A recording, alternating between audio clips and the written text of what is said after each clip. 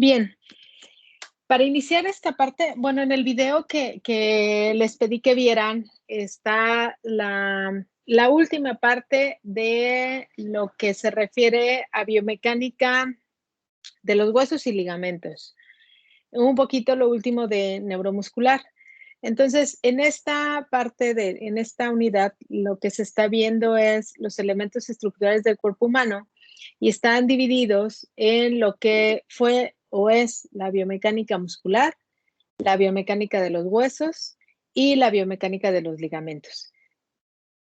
En esas tres secciones nosotros vimos cómo todo lo que es la estructura, digamos, del cuerpo humano, cómo se mueve, o sea, cómo se generan los movimientos, algunas analogías que podemos hacer con la parte mecánica y puntos importantes que nos van a servir para lo que es el análisis biomecánico. Pero ahora en esta cuarta sección, lo que vamos a ver es la parte de control, el control neuromuscular, o sea, qué es lo que o quién se encarga más bien de generar esos movimientos, cómo se generan, toda la parte del control. En este sentido, dice que la respuesta mecánica de los músculos, pues va a depender mucho de cómo se activan los músculos. Si vemos esta primera imagen que está en esta parte, está aquí en esta parte. En este caso, el mecanismo que tenemos de movimiento que se tiene que mover es esta prótesis, ¿ok?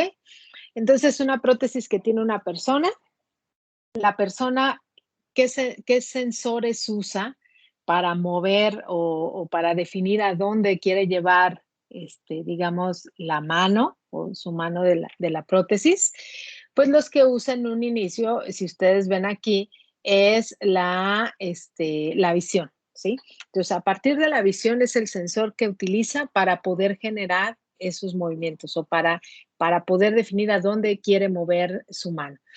Entonces, esta persona tiene unos electrodos implantados aquí, tiene unos arreglos de electrodos, y en el momento que ve la pelota, por ejemplo, entonces decide, ¿sí?, generar el movimiento y por ende generar, que se genere la trayectoria para que su prótesis se mueva los grados necesarios para poder sujetar o alcanzar esa pelota. Entonces, esos sensores, ¿sí?, van a transmitir las señales generadas, la van a transmitir mediante telemetría, por ejemplo, y entonces a través de una computadora o algún dispositivo, lo que se va a hacer es con esa información que se capturó, ¿sí? Y mediante redes neuronales o alguna otra técnica, se va a definir la trayectoria. Esa trayectoria es la que se le va a transmitir en tiempo real al control de la prótesis y entonces el control debe, por ende, de generar el movimiento en cada uno de los motores involucrados, ¿sí? Y siempre hay una retroalimentación. Esta retroalimentación se da de la misma manera, ¿no? La persona ve hacia dónde se está moviendo su mano y si ve que no va en el sentido correcto, pues siempre está, retroalimentando y corrigiendo, ¿no? Y este ciclo pues siempre va a suceder. Entonces, por eso dice que esta respuesta mecánica de los músculos pues depende mucho de cómo se activan, ¿ok? Si vemos esta imagen de aquí, pues ahí se usa otro sentido. La vista es un sentido que de alguna manera no nos va a decir lo que puede suceder si nos acercamos a la flama.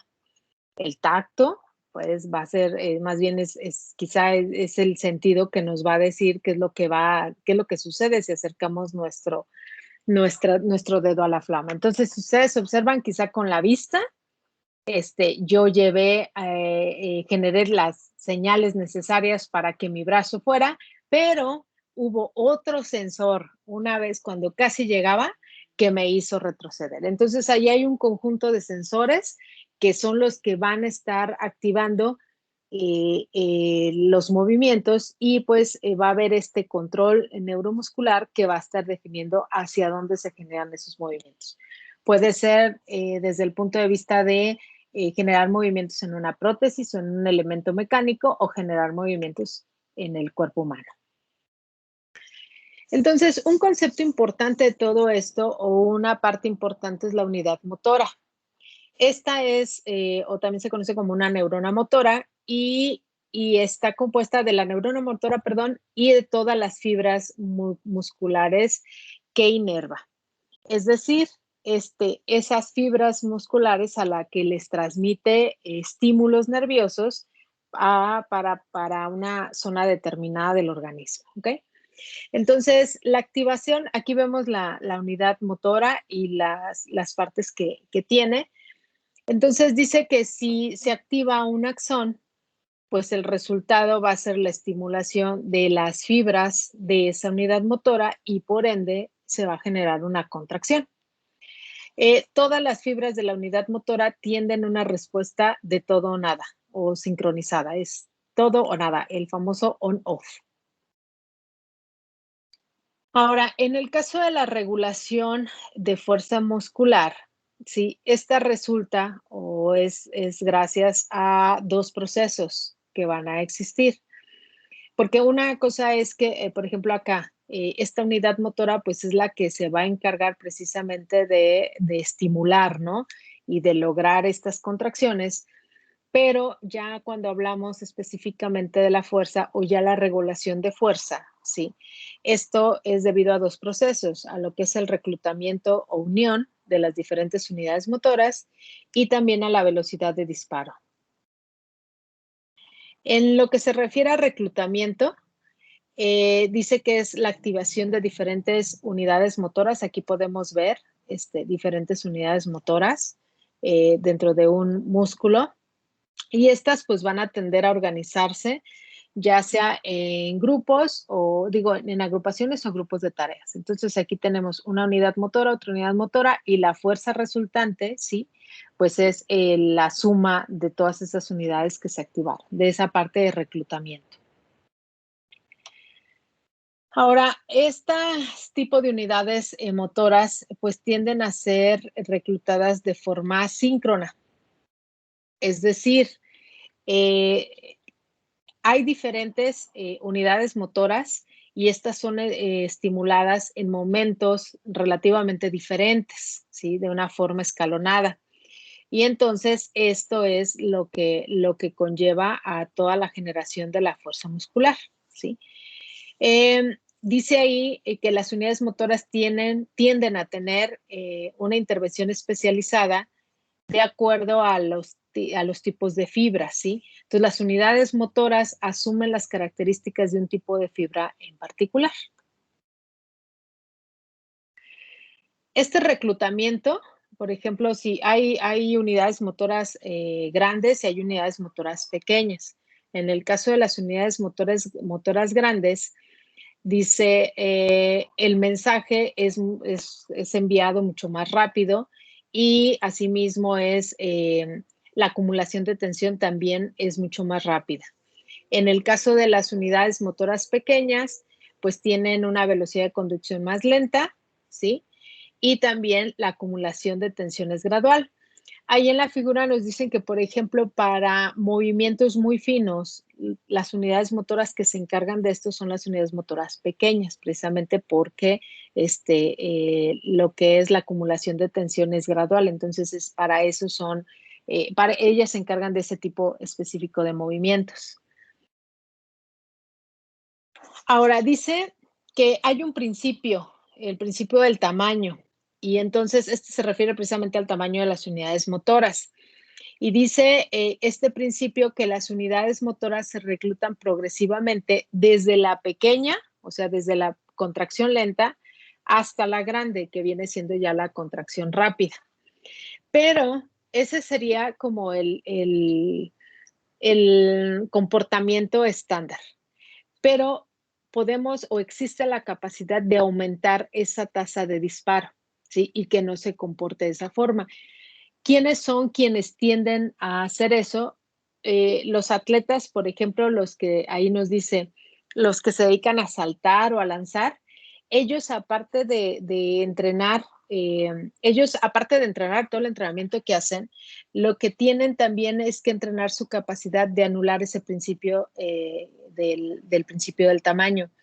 ¿Y esto para qué es? Pues tienen que lograr que se activen muchas unidades motoras rápidamente. Y esto es para que se generen las fuerzas musculares mucho más rápido, ¿sí?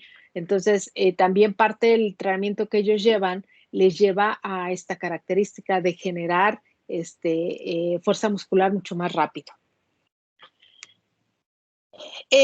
Igualmente, en la velocidad de disparo, o lo que también se conoce como tasa de codificación, es la estimulación repetida de una unidad motora, en particular a través del tiempo.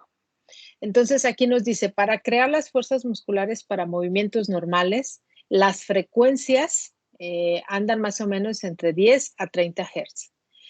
Para unidades motoras grandes, tienen un tiempo de relajación más rápido y pueden ser codificadas entre 30 y 60 Hz. Entonces, por ejemplo, aquí está el movimiento, en esta imagen vemos el movimiento del codo, ¿sí? Entonces, esta línea gris, pues es ese movimiento en ángulos, ¿sí? Y estas de aquí son las unidades motoras o la activación de diferentes unidades motoras. Entonces, aquí están las que tienden a generarse de una manera más rápida y otras que son mucho más lentas. Si las viéramos, tendríamos que ver una respuesta similar a esa. Ahora, podemos estimular o se puede estimular una unidad motora de forma repetida y esto aumenta la fuerza de contracción, ¿sí? La puede aumentar hasta un rango hasta de 10 veces, ¿sí? Entonces, ¿esto por qué es? Porque nosotros activamos una unidad motora y la activamos y no la dejamos que se relaje completamente, sino como lo estamos haciendo de manera repetida, si lo viéramos aquí, la aumenta, no la dejamos que se relaje, no la dejamos que se relaje y entonces ya no iniciamos desde la relajación, sino iniciamos un poco antes y eso hace precisamente este aumento. También podemos activar el músculo de manera artificial con estos electrodos que hay y podemos hacer esas activaciones del músculo, que muchas veces son para cuestiones de investigación o alguna otra tarea. Y entonces ahí dice las frecuencias utilizadas son superiores a los 60 Hz para asegurar precisamente que las contracciones de la unidad motora se fusionan en tétanos. ¿Qué es un tétanos? Bueno, dice es la suma de contracciones nerviosas individuales en un aumento de la tensión muscular lisa. Es decir, cuando llegamos a esta parte es cuando ya no tenemos estas oscilaciones y entonces se dice que alcanzamos la máxima potencia, ¿sí? De contracción muscular. Sería esta parte. Ahora bien, este efecto de combinado del reclutamiento y la velocidad de disparo de estas unidades motoras, pues lo vamos a ver reflejado en lo que es el tamaño, la densidad y la complejidad de la señal EMG. Ahí es donde vemos estos efectos.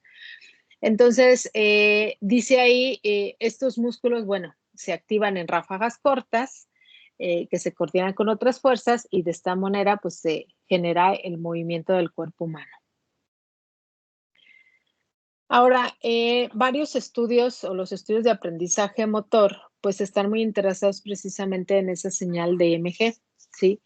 Esta activación y las acciones de cooperación entre los músculos para que se crean o más bien, que se presentan cuando existe el movimiento del cuerpo humano, son fenómenos muy complejos.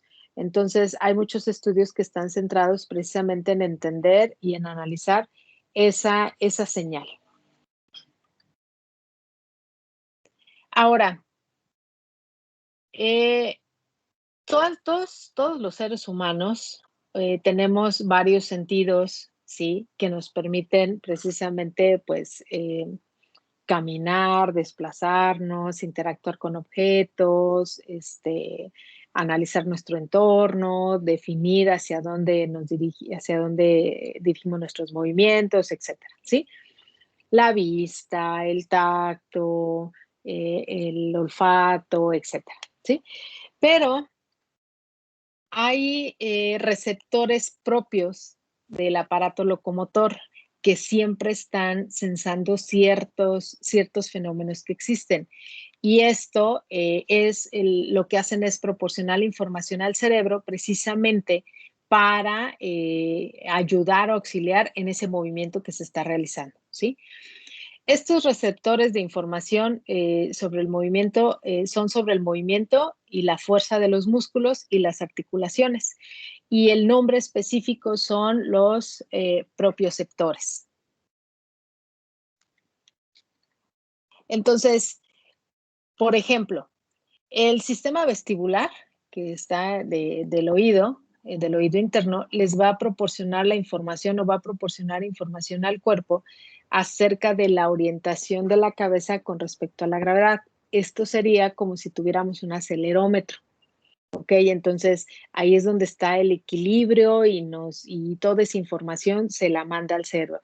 Por eso a veces, no sé si han escuchado, les ha pasado que de pronto se marean o pierden el equilibrio y un punto importante que siempre a veces lo relacionan o te dicen si no has tenido alguna infección en el oído o algo así que te pudiera haber dañado, te esté ocasionando problemas en ese sentido. Entonces, ese es uno de estos sensores. Ahora, si hablamos específicamente sobre los músculos, la información sobre la longitud muscular, que también se conoce como usos musculares, y la fuerza, también hay otros sensores o otra forma de que nos están dando esa información.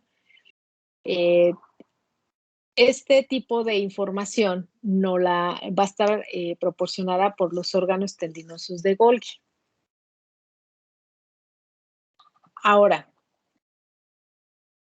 si ustedes observan, a ver, permítanme un minuto.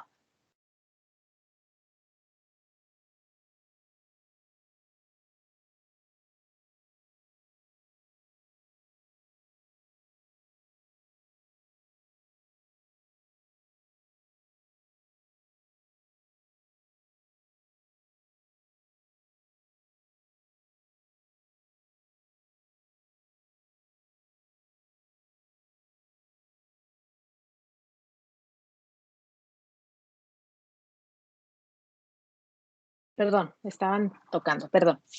Bien, entonces me voy a regresar tantito. Les decía, hay otra información que es importante, sí, y esta información está relacionada sobre la longitud de los músculos, que ahí están los usos musculares, y la fuerza, que son los órganos tendinosos de Golgi. Ahora bien, nosotros tenemos todos estos sensores que ya mencionábamos, todo nuestro sistema sensorial, que pues a la hora de hacer cualquier actividad, pues precisamente nos alerta o nos retroalimenta de todo lo que está sucediendo, ¿ok?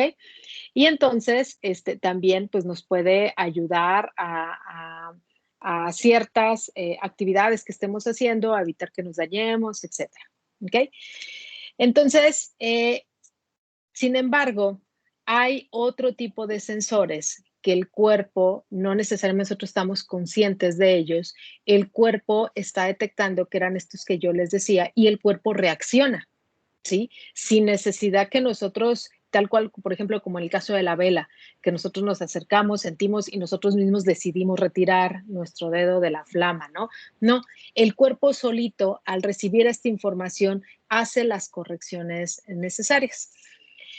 Por ejemplo, los atletas, vemos aquí el que está levantando el peso, no solo entrenan precisamente para poder levantar esas cantidades de peso y ganar esta relación fuerza-velocidad, sino que también entrenan, o el entrenamiento que ellos realizan, también ocasiona un entrenamiento hacia el sistema nervioso central. Y entonces lo que hace es anular ciertos efectos de estos órganos tendinosos, ¿sí? ¿Cuáles serían, por ejemplo, esos efectos o qué sería? En el caso de estos órganos tendinosos de Golgi, dice que se encuentran en la unión del músculo, de un músculo tendinoso. y tienden un efecto inhibidor sobre la creación de tensión del músculo. O sea, ellos están viendo, ¿sí? Cómo se está estirando, si lo vemos así, o contrayendo el músculo. Y entonces, antes de que llegue a un punto de ruptura o antes de que llegue a esos límites, lo que hace es contraerse, ¿sí? O tiene ese efecto. Entonces, por ejemplo, los atletas, este tipo de atletas, lo que hacen es entrenar para de alguna manera sí llegar a esos límites, ¿sí? Pese que a lo mejor el cuerpo ya está detectando y ya está haciendo las correcciones o está mandando las señales de que se están llegando a ciertos límites, esos entrenamientos que ellos tienen los ayudan a anular ese efecto, ¿sí? Y entonces a poder llevar al límite los movimientos que ellos hacen. Entonces, esto dice aquí que estos órganos pues están conectados a estas neuronas motoras del músculo y entonces pueden relajar el músculo para protegerlo de una carga excesiva. Y eso es lo que les digo, hay un límite, ellos siempre están detectando ese límite y entonces lo que llevan es a esa relajación. En el caso de los atletas, siempre se lleva a un poco más, ¿no? Más hacia el límite. Por eso a veces cuando son tan propensos a veces a lesiones, a ciertas lesiones. En el caso de los usos musculares, dice, son receptores sensoriales situados entre las fibras musculares y estos detectan la duración y la velocidad de alargamiento o acortamiento del músculo, ¿sí? Entonces, por ejemplo, ahí, ya ven que a veces el médico lo que hace es checar como el reflejo. Y entonces como lo podemos analizar en esta figura, cuando pegamos o te golpean, te dan un golpecito en esa parte, lo que hace precisamente ese sensor es que hace un efecto contrario porque tiende a alargar o a relajar de acuerdo al efecto que haya sentido. ¿Sí? Entonces, esa es como una protección que tienen y son sensores que ya tienen estos músculos. Bien, antes de pasar a la actividad, toda esta parte del control neuromuscular o toda esta parte que hemos visto, si analizamos desde el inicio de lo que es todo el esqueleto, ¿cuál es su función o por qué lo tenemos que saber? Eh, Nosotros estamos haciendo el análisis o estamos viendo la parte de la biomecánica del cuerpo humano. Nos estamos centrando precisamente en esta parte de la parte del esqueleto, de los músculos, de los ligamentos y el movimiento del cuerpo humano. No nos estamos centrando en algunos otros elementos. Entonces yo les decía al inicio, hay que entender cómo funcionan. Una, para saber si los queremos reproducir, ¿sí? O en el caso de hacer prótesis o algún otro elemento, tenemos que saber cómo funcionan si queremos hacer a lo mejor aparatos que ayuden a mejorar el movimiento por ejemplo, en el caso de sistemas de rehabilitación, tenemos que saber cuál es el movimiento, ¿sí? De cada una de estas extremidades, si estamos hablando de extremidades, para poder diseñar el aparato con los grados de libertad necesarios y no lastimar a la persona en el proceso. Si vamos a desarrollar, por ejemplo, sillas algún otro sistema ya ergonómico, pues precisamente para poder lograr esa ergonomía tienes que saber exactamente cómo es la estructura, cómo es en un general el comportamiento, ¿sí? Las distancias, las longitudes que tiene, etcétera. Si vamos a hacer un análisis ya de movimiento para ayudarle a un atleta a mejorar, pues igualmente tienes que saber los rangos de movimiento de cada una de las articulaciones o de las extremidades que utilicen o que se vayan a analizar. Necesitas ver todas las fuerzas ahí que se pueden llegar a generar. Necesitas ver cómo se mueve la persona para analizar todo su trayectoria y entonces poder corregir o hacer algún a una adecuación en su deporte. Igual, si tú estás diciendo, es que yo estoy diseñando un aparato para generar tono muscular, etcétera, pues tienes que saber exactamente cuáles son los movimientos, qué tipo de movimientos, cómo reacciona el músculo para que en realidad lo que tú le digas a esta persona o cómo funciona el aparato en realidad te genere ese tono muscular o lo que tú estás comentando. Pero esa parte a través de conocer cómo reacciona y cómo funciona el cuerpo. Esta última parte de lo que es el control neuromuscular, pues va un poquito más allá en el sentido de cuando ya tú vas a meter control. Lo primero es analizar el movimiento, cómo se mueve, qué elementos están involucrados, etcétera. Pero esta parte de control neuromuscular es cuando ya tú entraría, si vas a diseñar, por ejemplo, prótesis, que al inicio yo partí con una imagen de esa, entonces tú dices, ok, yo voy a diseñar una prótesis, sí, necesito saber, pues obviamente si es una prótesis mecánica, pues no tienes que saber mucho de esto.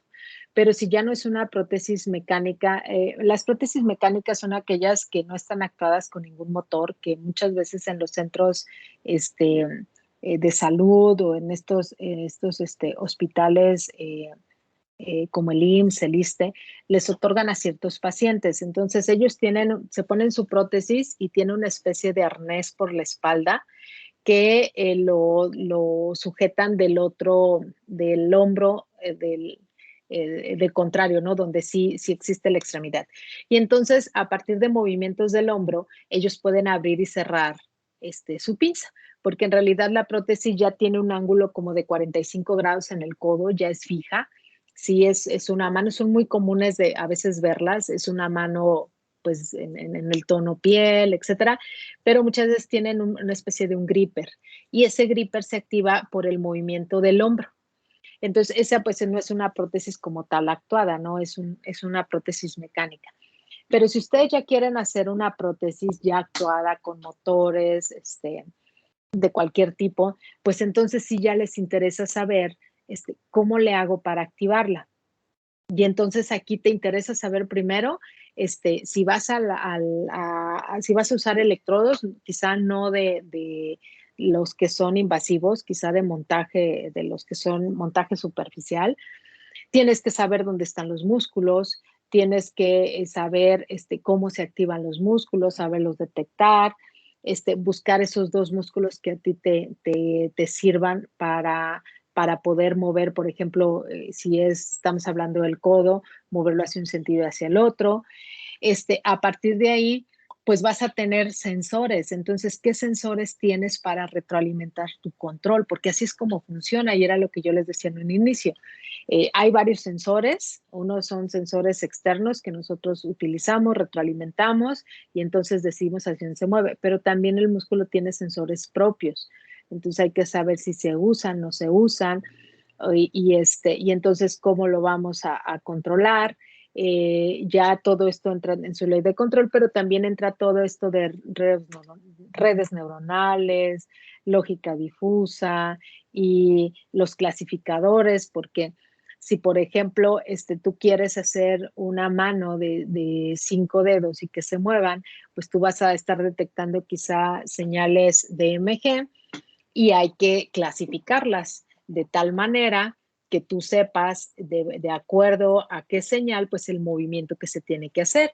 Y entonces generas esos clasificadores y luego de ahí a lo mejor usas una red neuronal que tú la entrenas y llega el punto en que pues ya sabe cómo tiene que reaccionar. Entonces, esta parte del control neuromuscular es esa parte que necesitamos conocer para poder hacer ese tipo o esa etapa en esos sistemas.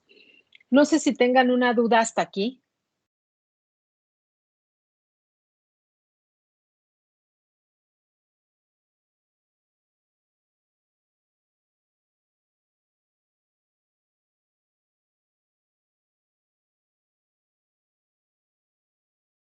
Bien, ahorita en el grupo,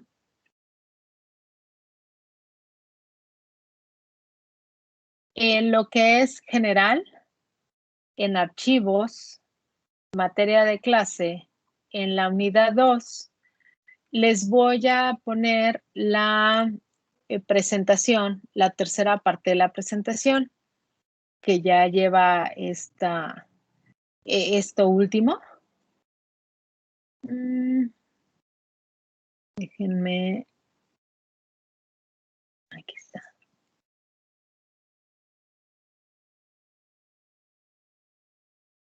Ya está. Insisto, es en general, dentro de archivos, en material de clase. En la unidad 2 está lo que es la tercera parte. Les voy a pedir que la abran, la tengan a la mano para lo siguiente que vamos a hacer.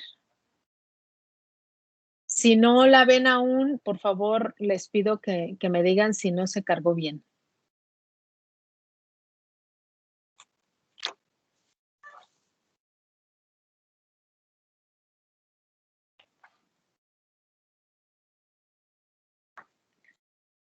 ¿Sí la pudieron ver todos? Sí, está bien. ¿Sí? Ok, bien. Esta contiene toda esta última parte y nos va a ayudar para poder resolver los ejemplos que vienen a continuación. Entonces, bien, el primer ejercicio. Dice, vamos a comenzar por el ejemplo con la situación de un mago acostado en una cama de clavos estándar. Diremos que el mago es de tamaño medio y pesa 758 newton. Se estima que la punta de un clavo tiene un área de 0.25 milímetros cuadrados y que la cama consta de 2.500 clavos. Obtenga la presión ejercida por el cuerpo del mago sobre la cama y compara este valor con el que se obtendría, si el mago se recostara sobre un clavo. Entonces, ¿alguien me puede decir ahí qué es lo que busco? O sea, la palabra clave, ¿qué es el efecto que busco?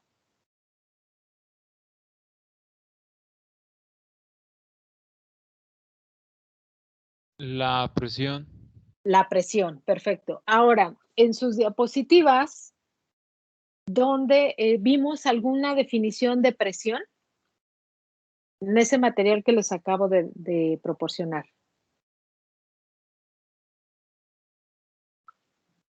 ¿Recuerdan si vimos algo referente a presión?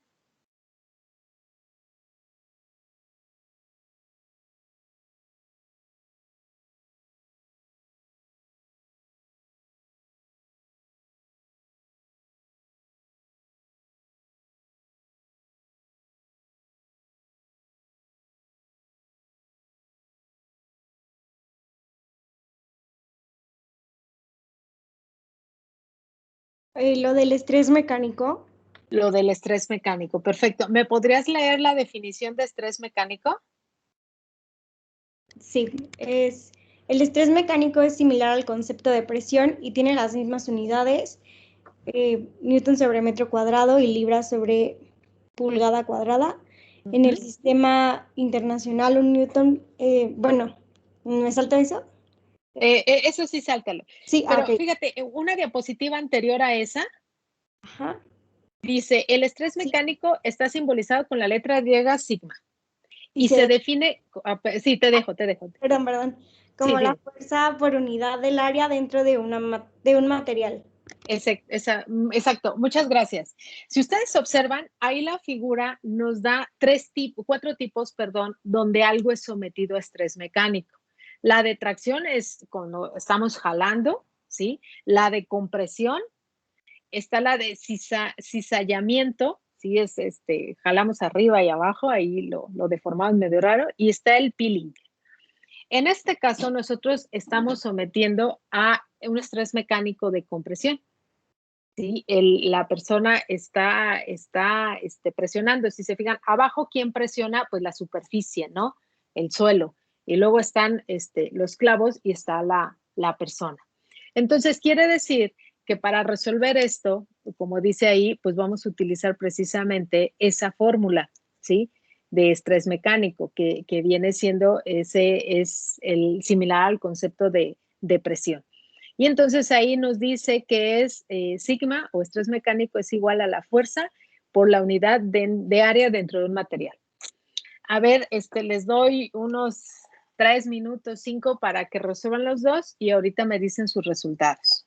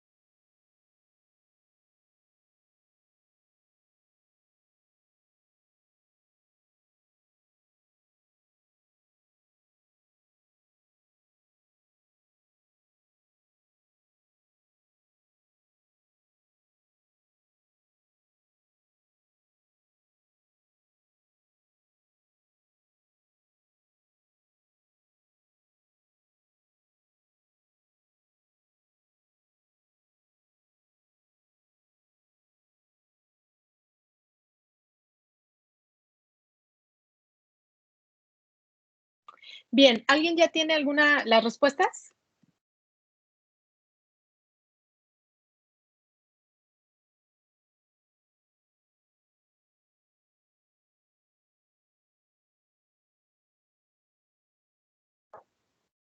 ¿Me espera un poco?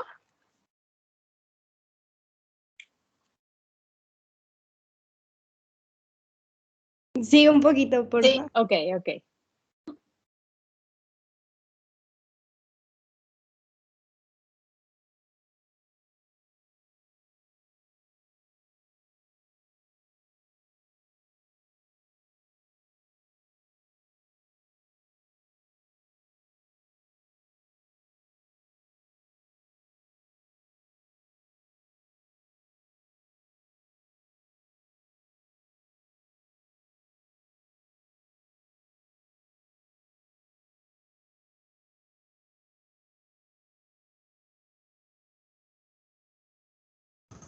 Serían 1212 ¿Perdón? 1212. 1212. Ok, para él, ¿para cuál? Porque primero tenemos que sacar la presión, perdón, ejercida por el cuerpo del mago sobre la cama y luego hay que sacarla o comparar ese valor con el que se obtendría si el mago se recostara sobre un clavo. Entonces, primero hay que considerar cuando se recuesta sobre toda la cama de clavos y luego sobre un clavo. ¿Esta de cuál sería? ¿Sobre un clavo o sobre toda la cama? En toda la cama. Toda la cama, ok.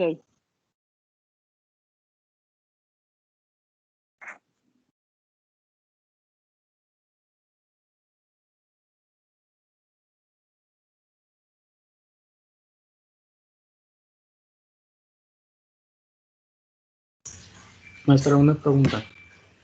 Dime. El área de cada clavo tendríamos que primero transformarlo de milímetros al cuadrado a metros al cuadrado. La pudieras dejar así en milímetros. Cada área de cada clavo es de 0.25 milímetros y tienes 250 clavos. Entonces, nada más tendrías que multiplicar el 0.25 milímetros por los 2.500 clavos y entonces ya tienes tu área en milímetros cuadrados. Ah, ok. Sí, es que esa era mi duda. Sí, no de nada. La de un solo clavo sería 3.032 por 10 a la 6 newtons sobre metro cuadrado. Ok.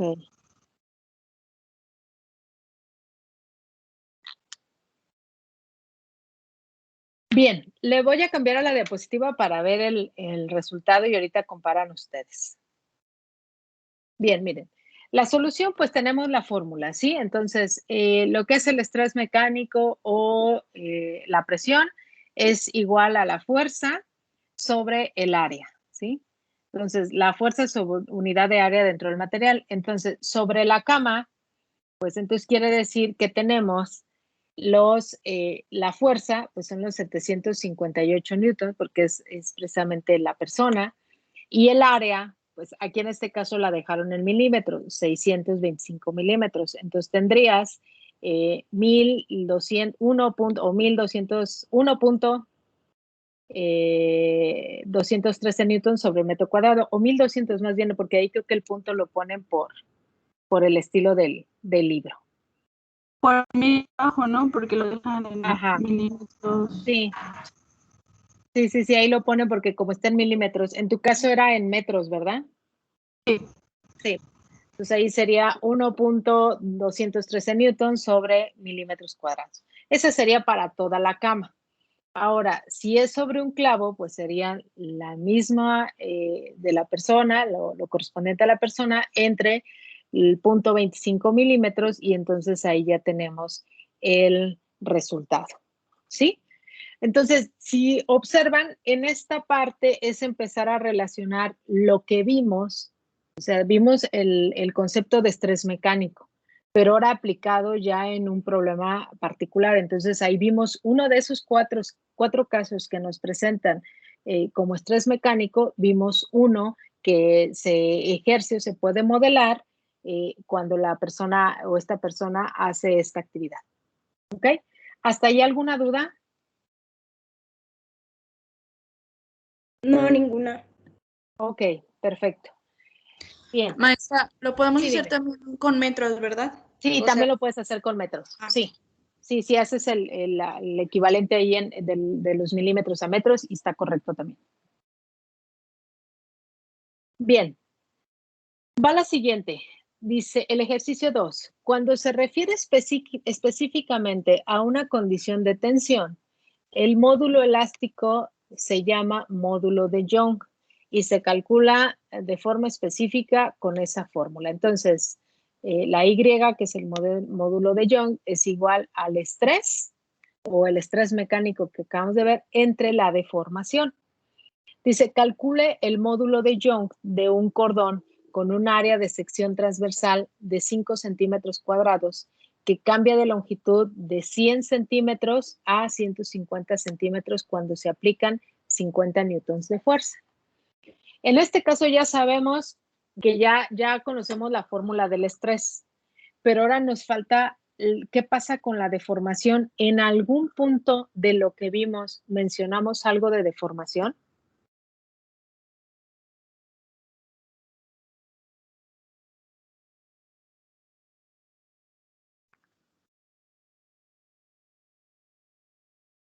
Sí, en el strain, bueno, Ok, sí, en esa diapositiva exactamente. ¿Y cuál es la fórmula de la deformación?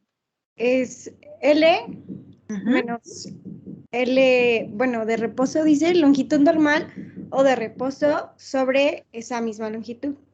Perfecto. Entonces, vamos viendo, ahora ustedes resuelvan el problema. Con esos datos ya tenemos lo que equivale cada fórmula, ¿sí? O lo que equivale el estrés y la expresión, perdón, del estrés y la deformación. Entonces, hay que obtener el módulo de Young con esos datos que nos dan. Les doy unos minutos y ahorita lo platicamos.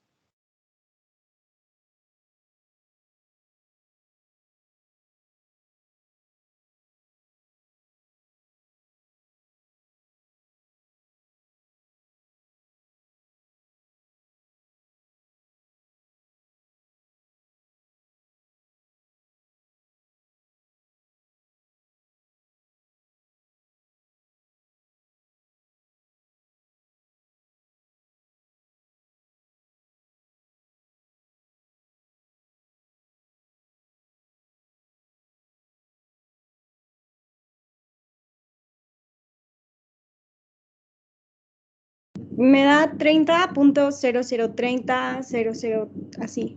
Bueno, ya Ok. periódico. Ajá. Bien, vamos a ver. En este caso, dice, primero se calcula la presión. Podemos hacerlo por partes, ¿no? Porque es una fórmula que está compuesta de dos conceptos que ya vimos, el de presión y el de deformación. Entonces, si nos vamos al de presión, pues tenemos la fuerza, que son 50 newtons, entre el área, que son 5 centímetros cuadrados. Entonces, eso calculado nos da 10 newtons sobre centímetro cuadrado. Después vamos a calcular la parte de la deformación. Entonces, tenemos L, que es la longitud, menos L0 entre L0. Y entonces ahí tenemos L 150 centímetros, L0 100 centímetros entre 100 centímetros nos da 0.5. Finalmente dividimos y encontramos que el módulo de Young es de 20 newtons sobre centímetro cuadrado. Yo tengo una duda porque lo hice al Sí. revés. Bueno, decía LI, entonces yo pensé que era como L0 pero creo que yo me confundí porque puse LI como L1.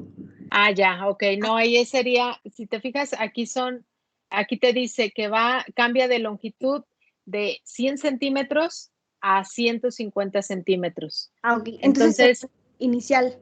ajá, ahí dice la longitud normal o de reposo, la inicial, que es la L0.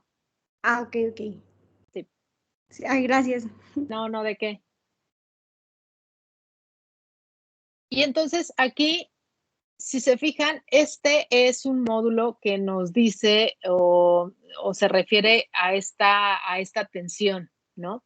Entonces, aquí nos están hablando de un cordón que tiene una área específica, ¿sí? Y que cambia de longitud cuando se aplica cierta fuerza. Entonces, ahí que vemos, pues puede ser alguna, si hiciéramos, imagínense una prótesis en lugar de tendones, utilizaríamos como, la idea son los tendones. Hay muchas prótesis que se hacen no son bandas, si el término es tendones, se me fue la otra palabra, sí, pero se ocupan ciertos materiales para que puedan precisamente estirarse y contraerse, ¿no? Ante ciertas fuerzas. Entonces, este tipo de fórmulas nos puede decir cuánto, cómo se va, cómo está aplicada la tensión, ¿sí? O cómo podemos saber esa tensión que se va a ejercer ante cierto escenario. Entonces, por ejemplo, nosotros podemos encontrar para diversos materiales ya esos módulos, ya están calculados. Entonces, por ejemplo, tenemos la parte, si nos vamos a los cartílagos, los ligamentos y los tendones, los huesos en condiciones normales o no una condición normal. Y también tenemos la parte, por ejemplo, de nylon, de concreto, de titanio. Entonces, esos módulos también son informaciones importantes. Si nos vamos a la parte ya del cuerpo para saber qué está sucediendo, o si nos vamos cuando vamos a usar algún material específico.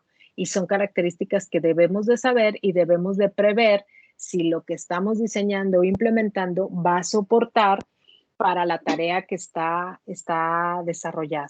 ¿Okay? Entonces, esa es la importancia de saber. Y seguimos utilizando estas fórmulas o estas fórmulas mecánicas que vimos. Vamos con el ejercicio 3. Dice, el coeficiente de restitución o coeficiente de elasticidad es un parámetro que indica la capacidad de un objeto para volver a su forma original después de una deformación. Una aplicación común en los deportes es calcular un coeficiente de restitución para un tipo particular de pelota, arrojando la pelota desde una altura conocida y observando el rebote. Este coeficiente de restitución lo podemos calcular utilizando esa fórmula. El coeficiente de restitución varía en un valor de 0 hasta 1, siendo 0 perfectamente inelástico y 1 perfectamente elástico. El cálculo es relativamente directo. Si una pelota cae desde una altura de 3 metros y rebota 1.8 metros, ¿cuál sería su coeficiente de restitución?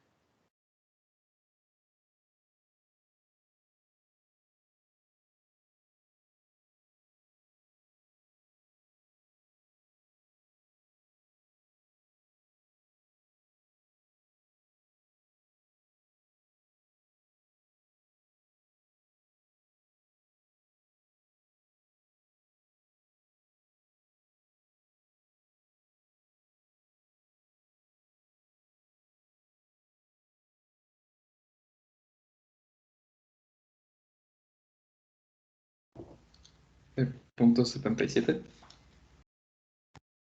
Punto 77.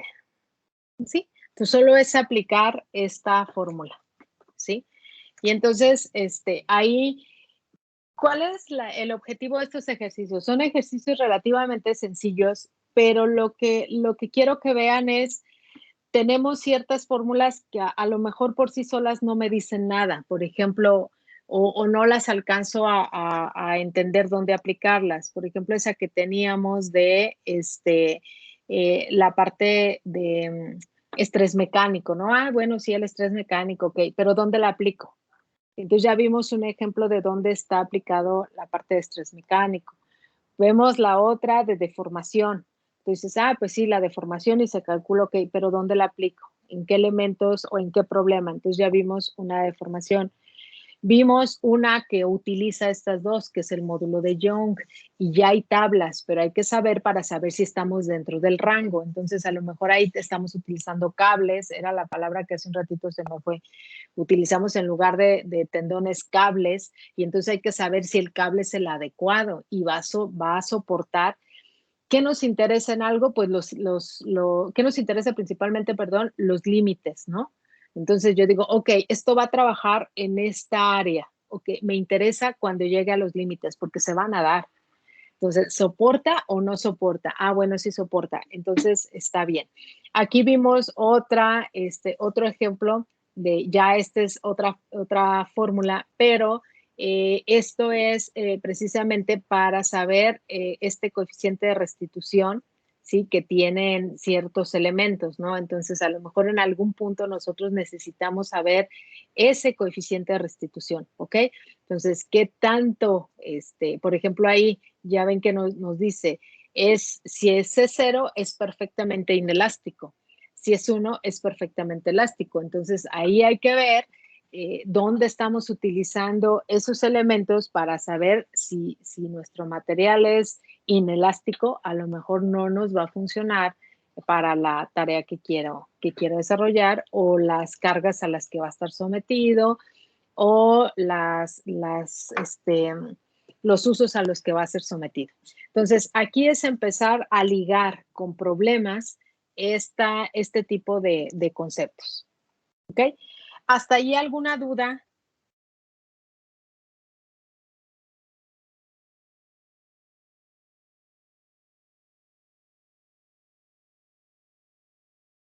No, ninguna. ¿No? Bien. Vamos con el ejercicio 4 y dice, la ventaja mecánica de un sistema de palanca a menudo se calcula, numéricamente utilizando una relación de las longitudes de brazo de momento. Y ahí está, MA es igual a MM entre MR, ¿sí? Donde MM, ahorita vamos a ver, bueno, ahí lo dice, donde el subíndice M se refiere a brazo de momento para la fuerza motriz, brazo de esfuerzo, y R al brazo de momento para la fuerza resistiva, brazo de resistencia. Por ejemplo, si un balancín mide 10 metros de longitud y el fulcro está directamente en medio, la ventaja mecánica es de 5 entre 5 igual a 1. O sea, ninguno de los usuarios tiene ventaja mecánica. Y acuérdense de esto, nosotros vimos en la parte de las palancas, justamente había 3 tipos de palancas, y en una veíamos como el fulcro pues es el punto de apoyo. Y entonces esto quiere decir que tanto la fuerza, ¿sí? Que le ponen ahí brazo de momento, que es la fuerza motriz, como la fuerza resistiva, las dos están a la misma distancia, a 5 metros. Al estar las dos a la misma distancia, quiere decir que eso está en equilibrio. Por eso ahí esta relación nos da 1 y entonces nos dice que ninguno tiene ventaja, o sea, está en equilibrio. No hay ninguna ventaja en esta parte de la ventaja mecánica. Ahora dice, si un sistema de palanca proporciona una ventaja mecánica mayor que 1, significa que el usuario no tiene que generar una fuerza motriz igual a la fuerza resistiva. Dice, por ejemplo, si deslizamos las tablas sobre el balancín, acuérdense que aquí este era el fulcro, sí, aquí tenemos nosotros veíamos también como un hueso, podría ser, o esta es una distancia donde están aplicadas las fuerzas. Dice, si deslizamos la tabla sobre el balancín de modo que quede a 6 metros de un extremo y 4 metros del otro, ¿cuál es la ventaja mecánica y qué significa? Considere los sistemas de palanca de primera, segunda y tercera clase, utilizados para moderar diferentes tipos de músculos y determine las condiciones de ventaja mecánica para cada caso. Entonces, ahí se acuerdan que vimos justamente esa parte de las palancas de primer, segundo y tercer clase. Cada una de ellas ahí nos dice dónde está acomodada en el caso de la resistencia y la fuerza.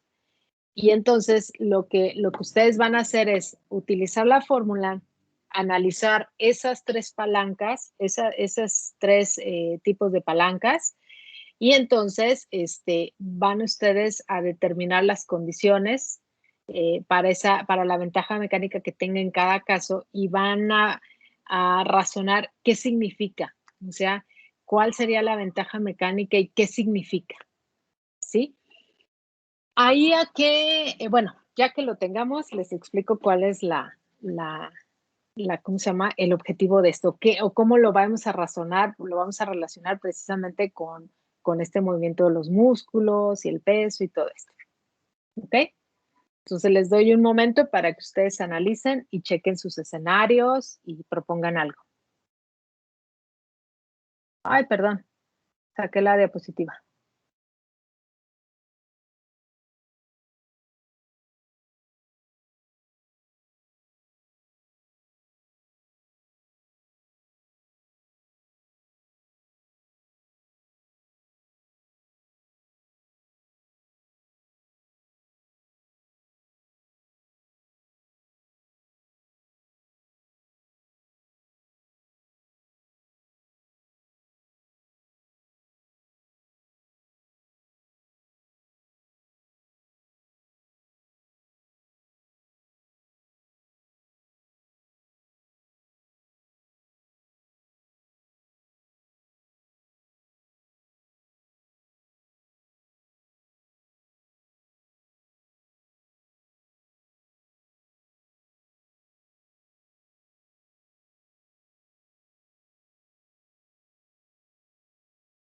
Les voy a regresar la diapositiva por si quieren leer lo anterior, ¿ok?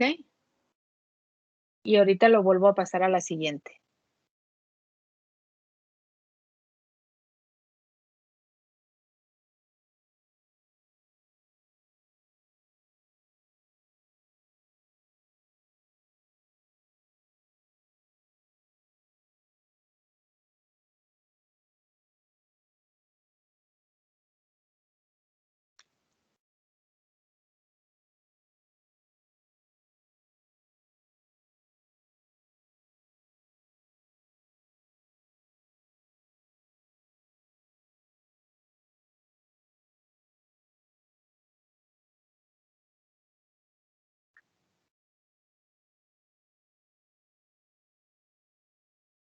Voy a pasarla ahora a la siguiente diapositiva.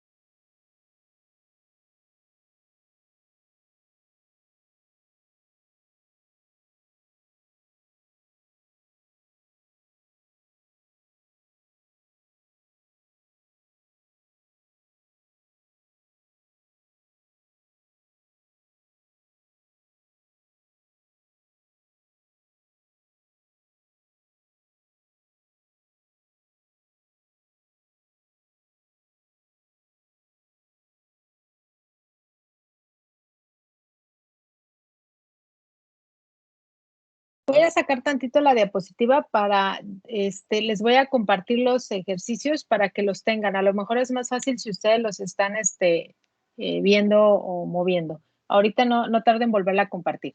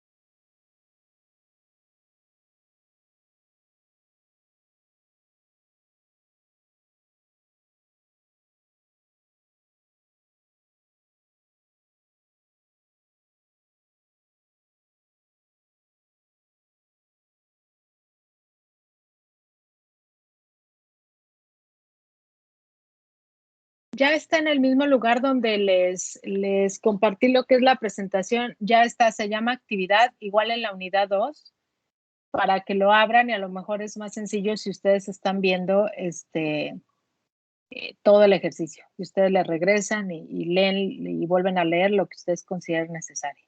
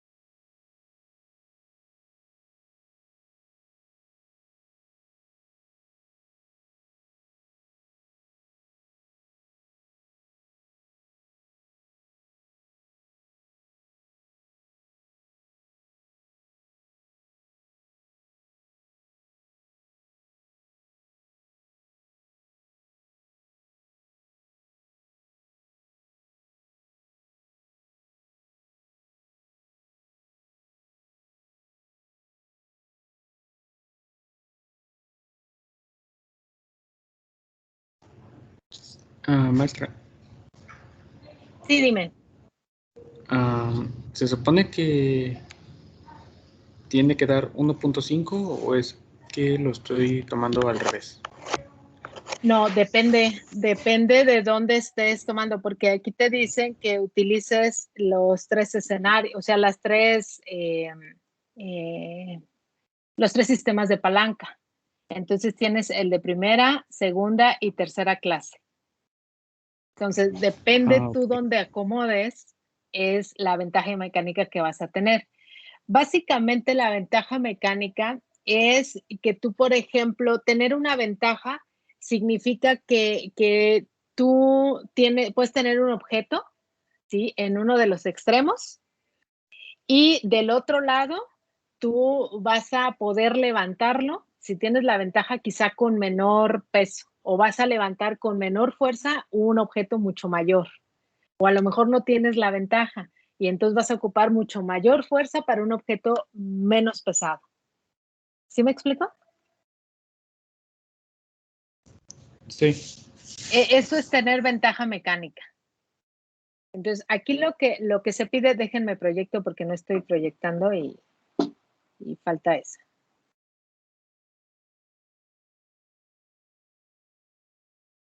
Aquí lo que te piden, ya se metió esta. Lo que te piden es justamente analizar eso. Ahí te dicen que precisamente con esa fórmula, ¿sí? Tú vas a calcular la ventaja mecánica. Y si tú te vas a este ejemplo, pues estás de acuerdo que aquí es lógico que no tengas ninguna ventaja mecánica porque tienes lo que tú tengas está al mismo, digamos, a la misma distancia del fulcro, entonces está como nivelado, ¿no?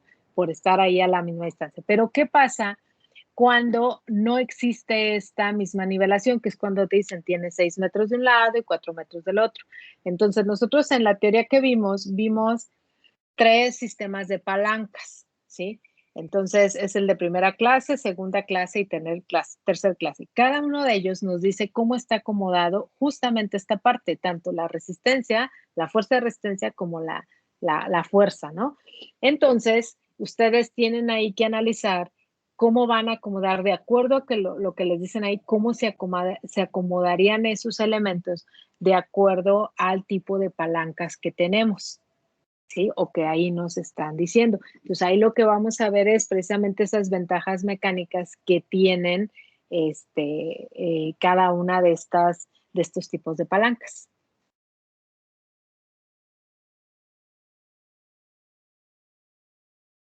Bien, ahorita para continuar nada más, el último ejercicio está muy relacionado. El último ejercicio dice, por ejemplo, considere que el brazo de momento para una fuerza muscular motriz, en este caso es de 0.02 metros, y el brazo de momento para una fuerza resistiva es de 0.40 metros. Calcule la ventaja mecánica, el par ocasionado por la fuerza resistiva de 10 newtons y la fuerza muscular que se debe producir con el fin de contrarrestar el par resistivo y mantener el brazo en una posición estática. Entonces, si te fijas, acá ya te están dando toda una característica que tiene y entonces te están diciendo que tienes una fuerza resistiva. Hay que ver, de acuerdo a lo que nos están diciendo, dónde está la fuerza resistiva. Y entonces te van a decir, hay que calcular la ventaja mecánica, ¿sí? Ocasionada por una fuerza resistiva de 10 newtons y la fuerza muscular que se debe producir para contrarrestar precisamente el par que te va a generar esa fuerza resistiva y mantener el brazo en la posición estática. Básicamente es cuando hacemos estos ejercicios que vemos así con pesas, ¿sí? Y que llegamos a un punto y dices, ok, la tengo que mantener. Yo sé que la pesa tiene este peso, entonces, ¿cuál es la fuerza que tiene que generar mi músculo para contrarrestarlo y mantener en posición estática? A veces cuando el peso es demasiado, no hay manera de que podamos generar esa fuerza y entonces nos vamos a dañar. Pero si es un peso adecuado, podemos a lo mejor generar esa fuerza. Entonces, este es el análisis que se tiene que hacer en estos dos y está relacionado tanto el ejercicio 4 como la 5 con los conceptos de palancas, ¿ok? Y aplicar esta fórmula. Si quieren para estos dos, les voy a dar lo que es el resto de hoy y mañana en la clase los vamos a resolver. En la clase de mañana. Ahí sí necesito que mediten bien, observen bien los dibujos de las palancas, dónde está el fulcro, dónde está la fuerza de resistencia, dónde está la otra fuerza, que no es la resistiva, sino la motriz, ¿sí? En cada uno de los casos. Y entonces con los datos ustedes me dicen si tenemos, cuántos casos tenemos, a qué se aplica. Ustedes observen bien ahí, ¿sí?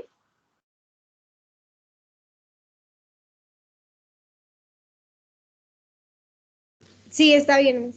¿Ok? Bien. Entonces, mañana vamos a resolver estos dos ejercicios.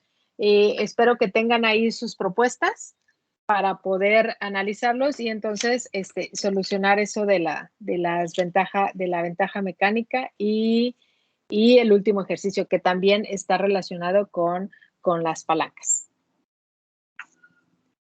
Bien, sus exámenes ya están completos, nada más falta un detalle de uno.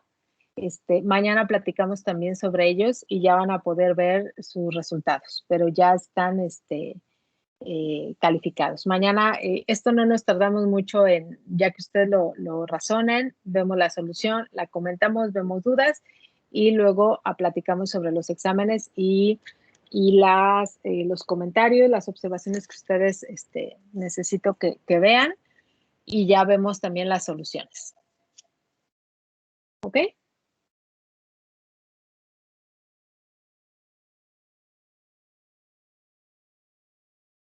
Sí, gracias. Bien, bueno, pues que tengan bonita tarde y nos vemos el día de mañana. Muchas gracias, maestra. Gracias. Hasta igual. luego, Gracias, hasta maestra. luego. Cuídense. Mañana, Gracias. Hasta Hasta mañana, cuídense.